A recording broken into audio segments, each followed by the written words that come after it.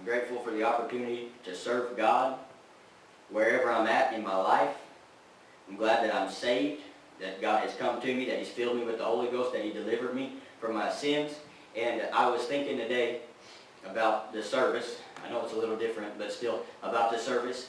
And if I was going to say anything, what I was going to say, and I thought about Proverbs chapter 18, and it talks about there's a friend that sticketh closer than a brother. And so right now, the world is in chaos. We've got 3 billion people or so, last I heard, on some sort of lockdown, some sort of separation. They tell you don't go out of your home if you can avoid it. Don't go to gatherings of people, whatever it may be. And not only that, many people, 600,000, over 700,000 people are sick. Tens of thousands of people have died. And so you have separation and fear that people are dealing with during this time. But God is not concerned with the separation. God doesn't have to have social distancing. He doesn't have to stay 6 feet away from you or more. He's not worried about you coming to Him. God doesn't get sick with coronavirus. God is not plagued with fear. Our problems and our things do not affect God as far as it doesn't make God weak. God, He doesn't faint. He gives power to the faint, and to them that have no might, He increases strength. And so during this time of separation, you do not have to be alone. Or if you are alone, you get alone with God. And in thinking about this, I thought about a few men in the Bible that they separated themselves. See, separation is not something uncommon to the church. It's not something uncommon to God's people, and sometimes it's something that they do intentionally. You think about Moses. So Moses and Joshua, they separate themselves from the congregation, and they go to the mountain. And then once they get there, Moses separates himself from Joshua. He goes up for 40 days by himself with God. And what happens? When he comes back, his face is shining so much they can't even hardly look at him.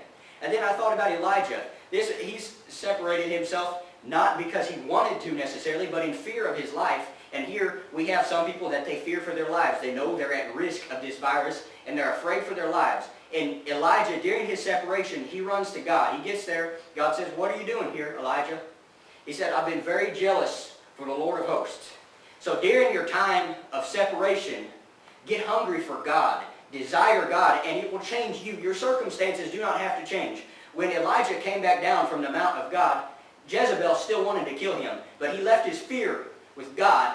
He left his problems with God there on the mountain, and when he came back, he had the blessing of God in his life. He was no longer afraid of what would happen to him, but he had peace with God. And I thought of one more. Look at Jeremiah. He goes out and he's talking and prophesying in God's name, and nobody wants to listen to him. They want to push him away. They want to social distance Jeremiah. And eventually, they've had enough of it. They throw him in a pit. He's all by himself, and he said, "You know what? Forget it. Nobody listens to me. Nobody wants to hear me. I'm all by myself. I'm tired of this.